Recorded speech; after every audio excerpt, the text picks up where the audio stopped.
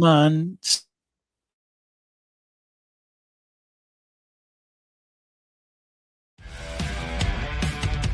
Unsyndicated presents What the Puck with Sean Baligian.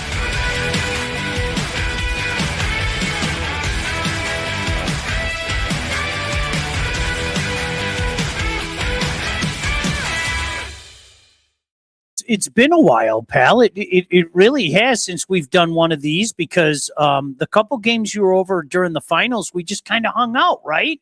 The one time you had a few guys over, and the other time it was just a few of us, right?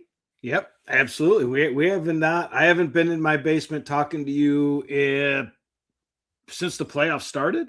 I know, because you were over here, but gosh, when's the last time we even did one down in my basement? That was probably, I don't even remember. Was it game one of the finals? One or two. Well, whatever. Yeah. There's been a few things that have happened since then, right? Yeah, few things going down. The NHL doesn't end with the cup. No, it doesn't. There's some news around Detroit too. I don't think you and I have talked about this, at least publicly, since all the Larkin stuff went down. So we'll get to that as well. So first of all, listen, congratulations to Carolina. I mean, Mike. Everybody knew that they had the depth. Everybody knew that they had the talent. All of that stuff. The question was, did they have the goaltending? And they found a way to piece it together and get the goaltending, and a very deserving Stanley Cup champion. Look, when you go 16-3 and you lose one game in the conference final and 2 games in the Stanley Cup final, you're kind of a deserving champion. Yeah, and you know what they did with Freddie Anderson, then going to Boosie. Did they find their goalie of the future? Possibly. That was a very poised young man in those 2 games. And what I don't want to hear is about how easy their route was and how it kind of fell in their lap, because they still had to do what they did, and they absolutely dominated. Yep. No doubt about it. And the recipe was very similar. Mike, I thought the last couple games of the final, the first 4 games of the final, it was shaping up to be an instant classic. Oh my gosh, this is the greatest Stanley Cup final ever.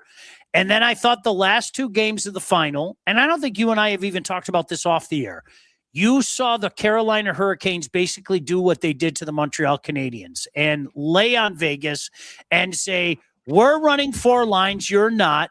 We have a 1 through 7 and you don't. And we're just going to shut you down and not allow anything. And it really, Mike, to me, it was the same script you saw them employ on Montreal the last couple games of that series. Yeah, they wore some teams down. They got some tired teams. What we did talk about was how tired and cashed Vegas looked in that overtime. They came out ahead with that goal off the backboard, but they looked at and they never recovered from that. I don't think that they ever really had a chance after that, and I took my opportunity to cash in on that feeling. So even though I didn't get the one we talked about all year, I came out ahead. Props you legitimately said at the beginning of the year, like going back to last October, you liked Vegas and you liked Montreal, and you were that close to getting that come to fruition. You really were. Yeah, that would have been something. As you know, you've been with me a long time. You know, I've had the luck of getting it right with one team a couple of times. But that one right there was beginning of the year, and it was a feeling from the year before that I had. And hey, sometimes you come close, sometimes you don't. Before we talk a little bit more about it, since you're bringing up the betting stuff, let me get to this in just a second. Good afternoon, boys. Hello, Tom in London. By Larkin. Dave said, what a cup. The first 4 games were unbelievable. They really were. They were unbelievable. And the funniest thing about it is we had a bunch of guys over, Dan Miller, my old buddy from Fox 2, the voice of the Lions, a bunch of guys over. I don't even remember what game it was. And Mike, the funniest thing about it is all the kids gave up, and it was the old guys that were sitting there in the second overtime. And I was like, you're damn right. Take your Geritol. Take naps in the afternoon. You're damn right. I'm staying awake. Mike, like the red one room. The redone room. Hubie's talking about all the work that I had. Your red face. You've been out constantly, right? Absolutely. Marner disappeared after getting the hat trick. Yeah, they were gassed. The Hockey Night in Canada stuff is a joke. Unreal. Channel 9 Detroit. No more on hockey. We're going to get to that too. I promise you. I promise you. Carolina. Mike, what more needs to be said? They were the best team in the regular season. Lord knows everybody and their brother questioned whether they could get it done come final time. Forget final time. It was a question of when's Freddie going to remember that he's Freddie. Second round, conference finals. All is said and done. They have built something special in Carolina. And because they won that surreal trade a couple of years ago, they're going to be relevant for some time to come. They really are. Yeah, that talk about a win. Those were all key pieces to their Stanley Cup that they got in that trade. But how crazy is it that Freddie Anderson was headed towards possibly that Conn Smythe until he got pulled? That was kind of amazing, and I unfortunately was sitting on that ticket, but that it just was crazy to think. You made fun of me several times for Freddie. He would never do it, and you were right. You know what I think, like we were talking about it with our buddy Hubie. I think when Stahl scored in the first 5 games, when you're matching like records that were set 1,011 years ago and Rocket Richard, there's a pretty good chance if your team wins, you might be the Conn Smythe Trophy winner, right? Yeah, once he went on that tear, that there was no one else that it could be, because Hall and Stankoven, no disrespect, they had nice series, nice playoffs. But they were not going to win it over. They didn't do anything spectacular enough to win it over Stahl. Can I, because I know you love this stuff, did you see some of the NHL futures that came out? Have you looked at some of those numbers? I'm looking at them right now. I have a feeling you know what number I'm going to bring up to you, and maybe you can explain this to me, okay? Okay. Would love to see a series next playoff, Canes in Florida. Florida's going to be back. Anybody that thinks they aren't is out of their mind. So here are the early odds, okay? Carolina at plus 700, Colorado at plus 800, Vegas at plus 850, Oilers at plus 1100, Florida at plus 1100, Tampa plus 1200, Minnesota at plus 1400, Dallas at plus 1500. Mike, if you can explain the next two to me, I'd really appreciate it. Ottawa at plus 1600. What the literal? And then the youngest team in the league who happened to go to the Eastern Conference Finals, Montreal at plus 2,200. Can you explain that one to me as well? A little bit? No? Maybe? I can't. As soon as I pulled it up, I knew what you were going to talk about. So I pulled it up, and it actually shocked me when I seen that. It makes zero sense to me. You have the youngest team with some assets ready to make some moves from what we've been hearing about, be it, Nico Hischier or something to improve themselves, and a team whose star just joined the new wave of the NHL. I want to go somewhere and win now, right? I mean, I don't understand that right there. But lurking right behind them, Sean, I really like the Anaheim Ducks at 25 to 1. Mm-hmm. I really do. So a few interesting things happening besides that. Viva Bussy, what a great story coming out of Western Michigan. I mean, just a great story. So have you heard the latest? Have you heard the latest with Mike Babcock? Which I cannot believe the Edmonton Oilers are as tone deaf as they are. I like legitimately, Mike, there are things that happen in sports that aren't that surprising. This guy is public enemy number one, okay? Literally every podcast, hockey guy has been piling on this guy for years. And Edmonton basically comes out and says, it doesn't matter. We're going to do our due diligence. This is the guy we want. You've literally had agents coming out and saying, well, my players don't want to go there. I'm going to instruct my players not to go there. And now this latest thing that has come out is allegedly Patrick Laine was one of the guys. Remember, he went through his kind of mental health issues and all of that. Patrick Laine and Mike Babcock, there's some stuff going on with them. I don't know what Edmonton is thinking. I really don't know what Edmonton is thinking. And if there's any juice to this, this is from Andy Strickland. Patrick Laine is now involved in this investigation. And if you remember, Laine was a guy that checked out for mental health issues and everything. And we already know how much Mike Babcock bullied Johan Franzen. Mike, help me understand this. I can't understand where they're going with this. Mike Babcock, obviously the proof's in the pudding, but he's become a pariah. And there are literally guys that are out to get him. Help me understand this.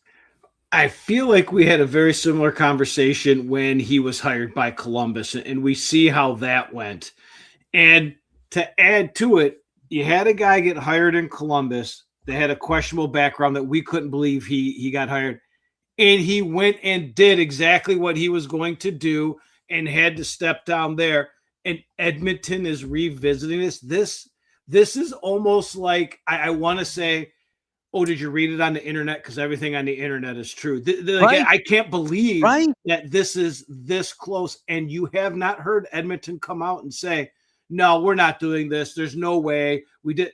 And allegedly they know everything. Like they know all this stuff that people don't know. And they're still going forward. This investigation is going on. And this is literally the latest that came out just earlier today. This stuff with Patrick Laine, and he's evidently part of this investigation now. I mean, they had to make the guy walk away. I was told for $5 million, as a matter of fact, which is amazing in and of itself. Ray, we hit on this a couple minutes before you joined. Should Carolina send Ranton in a ring? By him not staying, gave them Stankoven cap space to get Hall and a few key players, still have $12 million left. That was an absolute coup by Carolina. I mean, the unquestioned winner in that deal. Are you surprised Torts isn't going to be back with Vegas? I was, Mike. Were you? Not because the only reason I wasn't was because that it was coming out already that was their deal. Their deal was for this playoffs. And they had that deal in place because they've already hired someone. Everything's moved forward. They knew what they were doing. And I mean, who knows? I mean, it could even have a little bit to do with the way things ended there in his Carter Hart love. I didn't get that. I thought that things might perhaps change because they made that mad run, and maybe they would hold it off, especially if Torts, especially since he's 67 years old. But Ryan Craig is the guy there. I don't know what this means for Torts. Does somebody give him a shot somewhere down the line? Maybe that happens. Obviously, a guy that I knew way back in the day, named head coach in Toronto, a guy by the name of Jim Hiller. Mike, you might remember him, played for a little while with the Red Wings, played at Northern Michigan, was part of that national championship team. Hiller goes from the Kings to the Leafs. Good luck, Jim. Good luck in that market. Good luck with that franchise. Everyone thinks they can do it, and everyone wants to be the one to do it. And it's just, I'm sorry. We've had this discussion before. That is a black hole. Big time. No doubt about it. I'm willing to walk away for $5 million. I think that was his. If you remember too, Mike, do you remember, I would say about a month and a half ago when the rumors started to come out, Darren Dreger texted Mike Babcock and said, is there any truth to this? And you remember what Babcock said? I'm cool, Dregs, enjoying retirement. It's amazing how that works out, isn't it? It's amazing how that works out. Ray asks a question, who gets traded first in Detroit, Skubal or Larkin? That's a really good question. That's a really good. You know who I will say though? Skubal. I'll say Skubal. I bet you Skubal's gone before trade deadline. I have a feeling that this thing with Dylan Larkin is going to creep very, very close to the regular season, but won't hit the regular season. That's my guess. That's my guess, Mike. I don't think that Larkin and his representation will let this hit to the regular season. I just don't. I've been consistent with this since day one, and we saw Steve Yzerman do this in his former job in Tampa, including waiting out Jonathan Drouin for a year and a half. Okay. I will do everything I can to accommodate a trade. I am not going to do it to the detriment of the Detroit Red Wing Hockey Club. I can hear those words now. I guarantee you Steve Yzerman is going to say some facsimile of that. Dylan Larkin is going to understand. I thought the funniest thing, Mike, is when word first came out, people legitimately, their first thing was, well, he's got a no trade clause. We're screwed. He can dictate where he wants to go. And that's not the case. That is absolutely, positively not the case. What it comes back to is, Dylan, how badly do you want out? How badly do you want out? I think this is going to drag on, though, to close to the season, Mike. I really do. Yeah. And I mean, and for it to even get done before the start of the season, someone's got to have concessions. Someone's got to wave the white flag and say, all right, we'll accept this. And you've got Steve Yzerman. We know what his track record is and how long he can wait. And Dylan Larkin's like only going to give a handful of teams that he wants to play for. And that's not how that works. It works for Steve Yzerman, possibly job on the line, possibly not, but he has to win this. He has to win this. He cannot just accept anything because Dylan Larkin wants to leave. I want to say this trickles in unless someone's really desperate right now and can say, hey, I see Larkin being our key piece. I want him all year. This could trickle into the regular season. I'm really intrigued, Mike, to see how close it gets, because I don't think either party wants that to happen. The idea of Dylan Larkin still being here on opening day in late September, because don't forget, I know the NHL schedule isn't coming out until July, but the season begins earlier this year. And Mike, I don't think anybody wants to see this trickle into late September. I think Dylan would love to be someplace else. I think the Red Wings would love to have those assets and just move on from it. I really firmly believe, I know this is not what Detroit Red Wing fans want to hear, but I think there's a happy ending here if you play this right. However, I think the parent club's going to get worse before it gets better. Because as Ray brought up, any chance DeBrincat could get moved. If they were smart, yes. I mean that. Yes, absolutely. 1,000%. If they were smart, yes. This hasn't worked. You've got a few nice pieces and one really good piece in Mo Seider. Mike, this is almost like, let's let this play out for the next couple of years. And drag out. You're going to have bad seasons, and then we'll see. I don't know. Philly was a name that was mentioned. Maybe you get Nesbitt, who was a first-round draft pick and plays over in Windsor. Some of the packages that have been brought up. Now, I haven't heard officially that he doesn't want to go to Canada, but you and I have talked about this. If you talk about a team where need meets what they can pay, the Habs are a great potential partner with them. They really are. The idea of him on the second line with Demidov is unbelievable. And Lord knows they have all those assets. So that's the one thing we don't know in this equation. How many teams is Dylan going to open this up to? And B, how bad do you want out, Dylan? And that's the $1 million question right now. Yeah, I mean, and obviously he gave 3 top teams that he wants to go to. There's other teams that he's going to have to look at and say, hey, these teams can win now, and I'm a key piece of that. And then Yzerman's got to get the best package for it. Again, it's going to be very interesting. Me and you had the conversation of, I don't think it's typical. I don't think we're going to get what people think we're going to get, but he's got to win it, and he's got to get something big. I mean, what do you want? Do you want a top 10 pick? Do you want a star to go on your roster right now, or do you want a couple pieces for the future? And I'm liking a couple pieces for the future is what I'd like, and some picks. And that gets into the DeBrincat. If you don't get rid of him now, he's just going to devalue.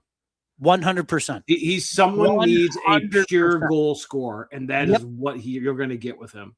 Mike, I'll take it a step further. Think about a contending team, okay? And think about it from the Red Wing perspective. All those years where the Red Wings went shopping at trade deadline or July 1, okay? If you consider yourself a contending team, why on earth would you give up a piece of your contending team? Because some of these things that I hear coming back this way, it make me shake my head. It's like, well, yeah, if I'm a contender, why would I give that up? Why would I do that? No, if anything, you're adding to that, and you're trying to take away from some of the cute little prospects. Mike Putty, what's up, Mike? EP40 and Mackey, Vancouver, 9th overall from Florida, and then Dylan Larkin. There might be a roadmap like that where you have kind of a 3-team deal.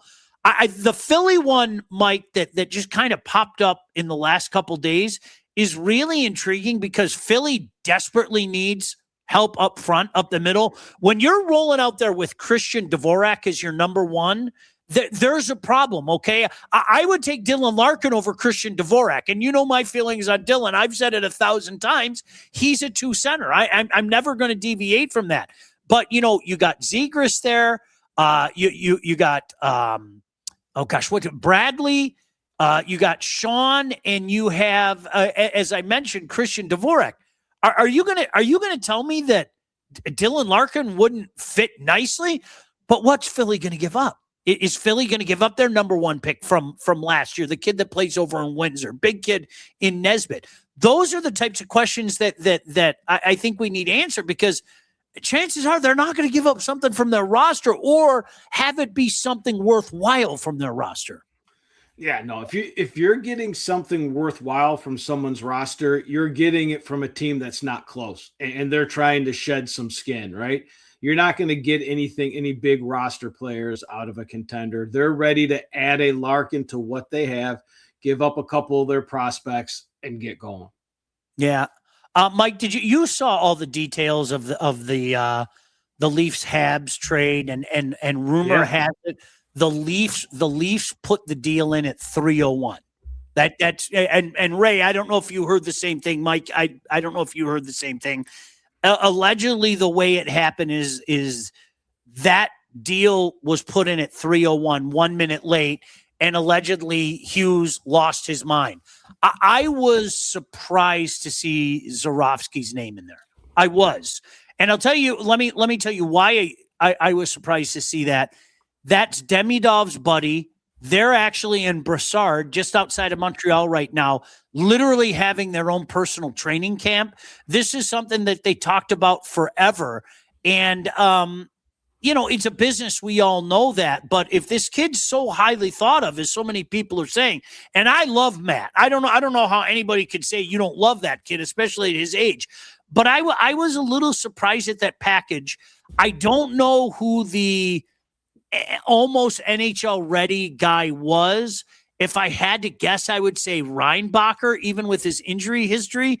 But it sounds to me, my understanding is, for the people that are asking for Hage out of Michigan, the Habs aren't interested in including him in a package. Yeah, I think you're going to get, if Montreal's going to make a splash deal like that, I think that kid's going to be involved in it. I think so, Demidov's buddy, because anytime you hear it or see it, his name is involved in it. And you know the game, Sean. No one's calling and saying, hey, we'll take Brendan Gallagher. They're going after your number one, and who has the biggest star potential there is what they're going to go after if you want to trade. What are the Panthers' Vegas odds for Cup next year? I'm asking for a friend. Florida isn't going to sneak up on anybody. They're plus 1,100.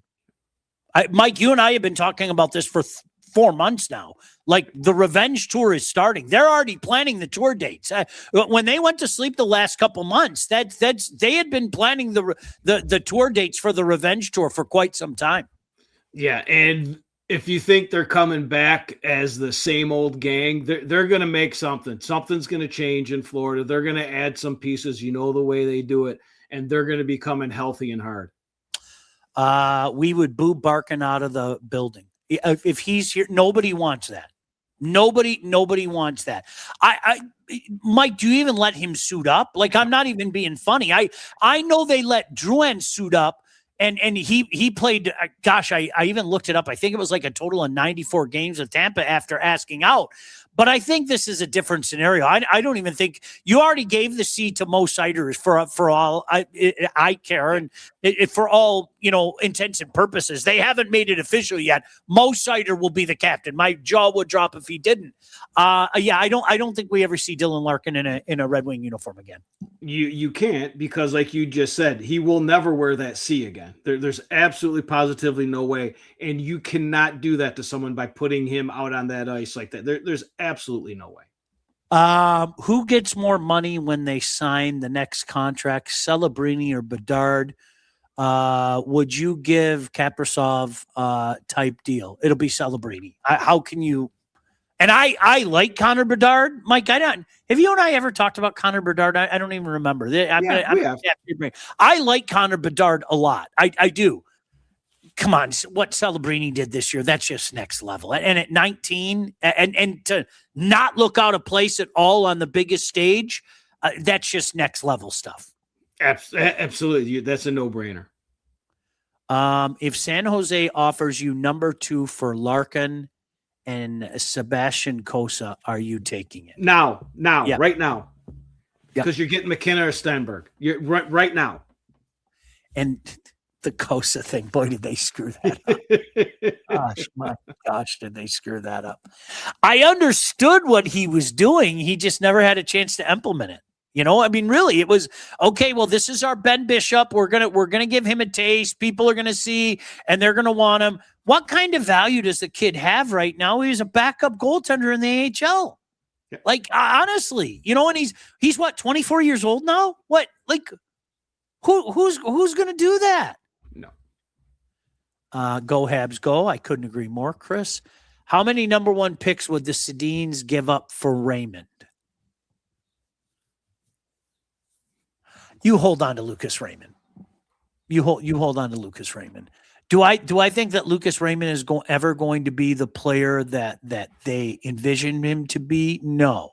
Is Lucas Raymond a very good player with a ceiling yet? Yes. Mike, do you agree with me? I'd hold on to Lucas Raymond. I think because of his age, because of the contract, I'd hold on to him. The only reason I wouldn't is if you have no plans to start to build something for him, because he's a guy, I've said it, he needs someone with him. If he could get someone with him, I think he'll get that confidence back, and he's a much better player and a more consistent player, as we talk about how inconsistent he is. But if you're not going to do that, if you're just going to try to get a bunch of prospects, then you deal them. If you got a deal and someone's going to lay, like I said, some first rounders on you that look appealing, you go ahead and do it. Because he needs that star with him. He needs 100%. I think we've seen enough. The Detroit Red Lions rebuild is going to be the enemy. I'm so numb to our teams anymore. It's not ending anytime soon. There is not. Mike, I hate to be the doom and gloom guy in this regard. There is no let's wait and see what happens next year. A year ago at this time, that was kind of my tack. Maybe they can get into the playoff. Maybe they can sneak into the playoff. You're not going to be any closer to winning a Stanley Cup, but maybe they can sneak in. I think that has flown out the window. I really do. I think we're looking at a couple more years of this. I mean that.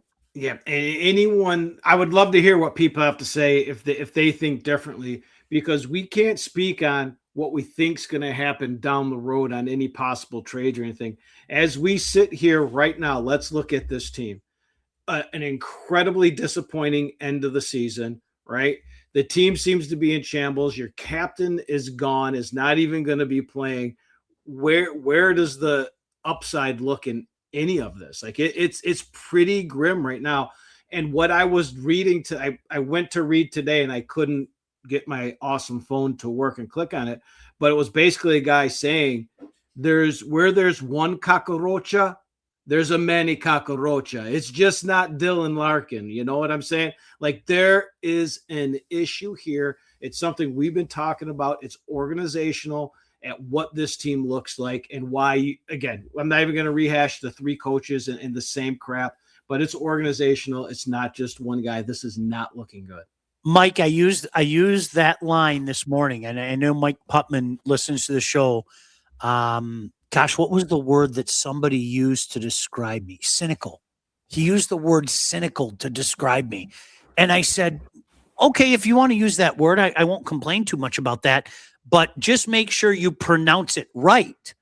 Because, when we were talking about the Red Wings all year, I'm sorry that hey, listen, did it look good in January when they were at the top of the East? Yeah, but dig a little deeper. They had 3-4 games in hand on people, okay? To me, the question has been for years running, what are you going to do when the ice shrinks? What are you going to do when you don't have as much space? What are you going to do when it's time to go out there and play a full 60 minutes and a full 200 feet, okay? And there's a reason why a team like the Detroit Red Wings has gone like this years running now. Mike, it'd be one thing if this happened once and then a couple of years they were average and then it happened again. Years running, you've seen them go like this in March. And years running, whether it be Montreal this past year who caught a heater, whether it be San Jose, whether it be Florida a couple of years ago, you see teams go like that. That's when playoff hockey starts. This is a soft team. It has been a soft team, and there's a reason why they collapse every March. Yeah, and if you're, from what you just said, if you're a betting man and you want to see where I get my ideas, it's when that time hits, Sean. You go and you watch the results of games during that time when the ice shrinks, it gets to be big boy hockey, and you see who's having success. That's where you lay your money. And there isn't a chance in hell I'd put a penny on the Detroit Red Wings at any time, especially where they're at right now. Can I bring up two names? And one has a giant question mark about him. I think he's a guy I can say both of us like. Marco Kasper was last year an exception to the rule, was last year a quote-unquote sophomore slump. I'm really intrigued to see what he does next year. And Mike, honest to goodness, I really liked MBN from what I saw of him in the Griffins playoff run. I thought he was the Griffins' best player. I watched that series. I thought at times he was the best player in the series. And most of the time he was the Griffins' best player on the ice. The problem with a guy like MBN, and yell at me if you agree or disagree. If you're looking for a top line guy, that isn't it. He's a top 6 guy. He's the type of guy you like at playoff time because he likes to bump a little bit and everything. But that's not the type of guy that is going to grab you by the scruff of the neck and drag you up. It's a good piece of the puzzle. Yeah. Yeah. But that's not the guy that's going to grab you by the scruff of the neck. Yeah, no. MBN's one that we've talked about all year, Sean. I talked about him at the end of the year when I was screaming about this team. And the guy that was still 13th in hits on your team, yet he had only played 13 games and everyone else had played 60 games. I like the way the guy plays. I think he proved it in everything he did after being in the Grand Rapids playoffs. Kasper, Sean, I don't know. This year, I feel the same way. It was the craziest thing. We talked him up. You asked me at the end of last year if I thought the Red Wings had a star, and I said, if anything, it would be Kasper. I thought he had that flash. That flash was gone. But again, Raymond lost a lot of flash too. This is that organizational thing that there's something within there going on that needs to be conquered before they do anything. And what would sadden me is if it doesn't come in time and Kasper is the piece of a trade while the Wings are trying to make a big splash. The Wings are going to make a big splash. I have a feeling he's going to be in it. How old will Raymond be in 7 years? He's 24, so 31. How come we don't see stars traded in the NHL for 4 first-round picks like the NBA does? That's a good question, I guess. Yeah, that's a good question. Is a Leaf fan it hurt worse seeing Anderson getting a ring over Marner? He couldn't win us a series in the playoffs. Look, Freddie Anderson had a reputation and he just lost it. It's incredible. It's not cynical to refuse to drink the Kool-Aid. I couldn't agree with you more, Jim. You can use the word cynical. I like to use the word right. Guys like Mike and I that said, okay, I don't like this roster construction. I don't like your goaltender. And, oh, by the way, you even got a gift with one of your goaltenders, like being something he hasn't been in years, and you still couldn't utilize it. No, by the way, as predicted, he ran out of gas down the stretch. Like, come on, that's what happens. Who would get more for its goalie prospects? Montreal, Fowler, or Detroit, Augustine, and Kosa? Well, can we include Dobish and Fowler? Can we do that? I think we can include both of them, can't we? The guy was up for Rookie of the Year. Kosa, how there could be any value to him right now? Mike, you tell me, because I would lie through my teeth if I called Steve Yzerman. Steve, okay, guy's been in your system forever. You called him up twice. You haven't left him up. Okay. What are you trying to pawn me, man? The guy didn't even start for you in the AHL. What are you like to me? I mean, right? His value shot, not shot. That's too far. Strike that. Okay. But his value just went like that. Who's going to be willing to pay for that? You know?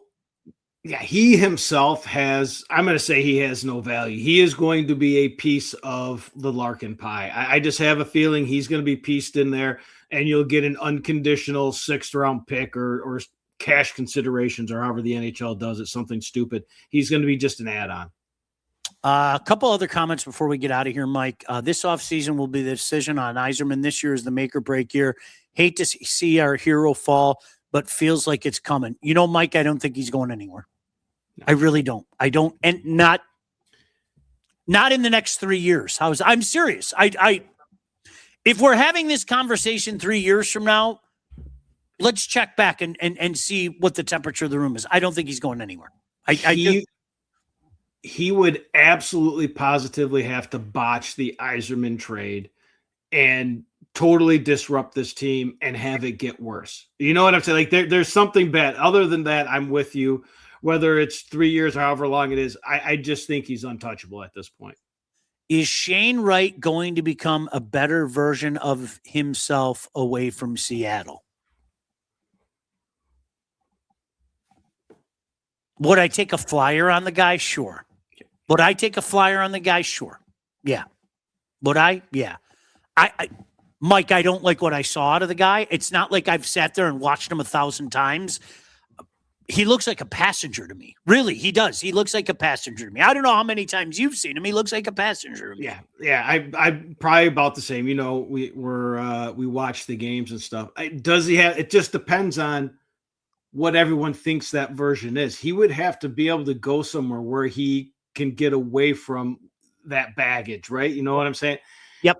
And then you can say, all right, this guy can be a solid bottom 6 guy, maybe a power play too. So, you know, you could fit him in somewhere where he's no longer the man and looked in the view of the draft that he was. You agree with the NHL awards this year? Kucherov won Hart because a voter gave Caulfield a first place vote. I would have voted for Kucherov. Now I don't think that Kucherov is the best player in the league. I think Connor McDavid is. I really do. But I still would have voted for Kucherov. Does that make sense? Absolutely. Yeah. Absolutely. I'm there in your back pocket. So much work needs to be done with the Red Wings. It's a dumpster fire at the morning. This is not Mike Ilitch's hey hockey town. I would give up Kosa and Danielson for Wright. There's another name, right? When is that happening? When's the Danielson experience starting? Is it next year, Mike? Is it Nate time? Is it Nate time next year? To be a Red Wing prospect, I don't know. I don't even know what it means. Yeah, I have a feeling if Kosa gets moved to another team and gets a proper chance, he could turn into a decent goalie. Why can't Detroit develop goaltenders like they've done with D-men? I don't know. You're 24 years old now, right? Correct me if I'm wrong. I think Kosa's 24, right? I know some goaltenders come on later and everything, but my goodness gracious, it's you know, can I use the Todd McClellan line? If not now, when? Like, seriously, if not, so Kosa will be 24 when the season starts in November. If not now, when? Keeping Yzerman as GM makes as much sense as firing the frozen head of Ted Williams to be your batting coach. Will Draisaitl put up with Babcock? Who? It was Commodore. I saw something with Commodore the other day. He said Babcock is smart enough not to mess with Connor and Leon. He'll just mess with everybody else. Connor's gone, right? We all know that. It's just Mike, does it happen this deadline or does it happen next deadline? The writing's on the wall. He's not staying at Edmonton, right? Everybody knows it. It's not a secret. No, he's going to, I mean, again, unless there's seismic changes there, some big, huge changes that's going to keep him there. He's been there, done that, seen it, seen all of these retools, rehires, all this. He's gone. He's gone. He did the contract to do that. Before we get out of here, and this is not our official pick, okay, but I'm just going to have fun with this. The way too early Stanley Cup Final in 2027, okay? And this is so stupid to even ask this question right now because there's so much movement that's going to happen, all right? But the way too early Stanley Cup Final, I'm not even going to ask you to pick the winner. The way too early Stanley Cup Final will be. You say the winner will be? No. Let's just pick the two. You want me to go first? I mean, I've already put mine out there that I really like Anaheim. I think Anaheim's gonna add some. And what I saw, they were the better team in that Vegas series. I agree with you. The East is, you know my love for Montreal. I'm gonna go back there because I think they're gonna make moves. I like what Dobish did. I liked who they were. They had one of the tougher schedules, and they petered out. And it was just too much for them. And I think Carolina got a couple of them spoon-fed to them. So I'll go Montreal and Anaheim. I'm going Florida, Anaheim. I will say this. It was kind of funny. You and I were, some guys were kind of giving me the business about, the Habs just getting smoked, in particular those last couple games. And I said this same line to a gazillion people. If you expect me to be mad at the youngest team in the league going to the conference final, it ain't going to happen, man. I don't know what to tell you. Oh, Hockey night in Canada. An absolute crying shame. Unfortunately, it's the reality of where we are today, Mike. But I tweeted this out yesterday. The younger generation will never understand that there were some weeks that the only game that little Mike could see and little Sean could see was Toronto against whoever they were playing that Saturday night from the gondola, or if Toronto was on the road, Montreal and whoever they were playing that night from the Fabulous Forum. To say that has made an indelible mark on our lives, not only for my Canadian buddies, but people here on this side of the border. I don't even know what to say. We knew the commercials. We knew when Don Cherry's Grapevine ended, there would be a Leo Rassico commercial, and then the Hockey Night in Canada theme would start. Mike, I don't even know what to say. That was Saturday night for so many of us, from the drop of the puck in October to when they gave the Stanley Cup away. It's an absolute shame. Yeah, I'm speechless. You clapped back at me, and I had to laugh because Sebi had let me know. I had no idea that this was going on, and he sent me that tweet, and I'm like, oh my God. And I immediately went to you with like a what the, and you go, yeah, I just tweeted that about 2 hours ago in our group chat, but I was out golfing. I had no idea that you'd even put in there. Anything I say seriously, pal, shame on you. You know better. I am speechless that this is happening. And not only do they not understand, like the kids now, a lot of people don't understand because not everyone gets Channel 9. Like me and you get it, Sean. People without DirecTV and don't have, they don't even get it anymore. So it's scarce around here. But that was our lives for so long. Getting the occasional, was it Wednesday games when we were little lads? Oh, And it's not even the fact, because me and you can go. I have ESPN Plus. I can watch every game that I want to. I hate streaming. I can't flip back and forth. But it was the broadcast themselves that I watch CBC. I don't want to listen to the crap that's on TNT, the crap that's on ESPN, and all that other crap. I wanted the CBC stuff, and it's gone. And I mean, I literally can't believe it. Look at the people, AJ, Gus, Gervais. It's manufacturing that makes the difference. The lighting boutique. Remember Tunnel Barbecue? There was Stony Point Tavern. My grandfather's place was just down the road from Stony Point Tavern. Like those are memories that like they stick with you for the rest of your days. And Mike, again, listen, I don't want to live in a world where my only options at playoff time is what ESPN and TBS put out there. I don't want to live in. I really don't. I don't want to live in that world. You said it yesterday, and I couldn't agree with you more. I pray to God, because I still get the package. I'm old school. I pray to God that like I can turn on 719 or whatever the hell it is in my house, and I can get Sportsnet coverage come playoff time. I would be devastated if I had to watch a Habs run next year on ESPN. I'm not even being funny. I would be devastated if I had to do that. And that's what we're going to have to do. It's like I've come to that realization. Like I'm going to hate life. I'm going to be watching hockey with no sound. I can't tolerate it. Imagine you're in the throes of it, Sean. Montreal's having this run against Anaheim, and you got to listen to Bucha fucking Gross. Are you fucking kidding me? I'm starting to lose it right now. Like, I cannot believe like this is the shit that we're going to have to listen to. Why do they keep putting that guy out there too? Somebody's got to tell him. Somebody, like, I'm serious. Somebody's got to tell. He doesn't know what he's talking about. He doesn't know what he's talking about.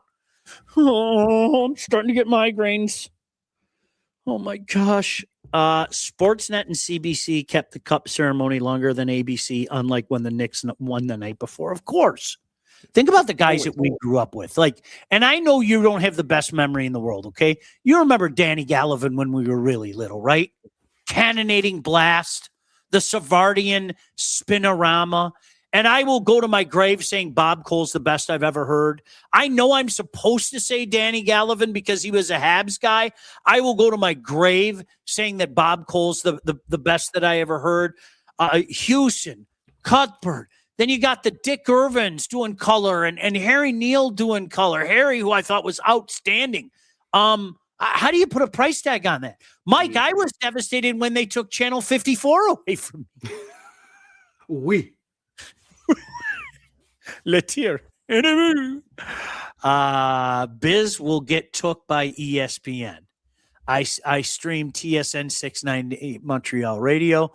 Richard said the Hewitts. Again, before my time. I don't remember the legendary Foster Hewitt. The one that I remember as a little kid was Danny Gallivan, and it's a shame. It really is a shame. I tell people all the time. I'm very fortunate to do some cool stuff, right? And to have done some. One of my favorite nights of the year, I kid you not, was when the Heisman Trophy would be awarded. And so to be named a Heisman Trophy voter was really, really cool because I was that nerd that would sit, crisscross applesauce in the front room, and I would turn it on to the downtown athletic club, watch the Heisman Trophy be awarded, and then immediately turn back to Channel 9. And when I see turn, people our age will understand that, Mike. We didn't have no damn remote controls. We would go up to the screen, and I would go from Channel 7 to Channel 9, and I would turn it like that. And sometimes I saw what you were doing. I know your sign language, Iavasile. The rabbit ears. Okay, if I turn it just this way, I can hear the audio on Channel 54 en français, but I don't get the picture real well. It's a gosh damn shame. It really is. It's a gosh damn change. I hate it. Yeah. Anything else before we get out of here? No, I think we covered it. Are you putting a bet down on the Habs again then? Yeah, I'll do Habs Anaheim. That makes me really happy. As soon as exactas come in. Because I get to boo the Habs and you get to tell me everything's okay, which in turn talks my spirit up. So that can continue. All right, we'll do something soon. We'll barbecue soon, pal. I know I'll see you sooner rather than later. In the meantime, we'll see you later. When something happens with Larkin, we'll talk about it. In the meantime, peace, have some barbecue and drink some beer. See you later. Bye-bye. And, God bless. What the Puck with Sean Baligian. Executive produced by Sean Baligian and Todd Losey. Theme song, incidental music, and related sound effects are from Always Pushing Forward by Elliot Middleton. Engineering, mixing, and graphic design support provided by the Unsyndicated Podcast team. Don't forget to like and subscribe on all your favorite channels. While you're there, be sure to rate and review the podcast. Got something to say to Sean? Call the Unsyndicated hotline at 248-237-3257.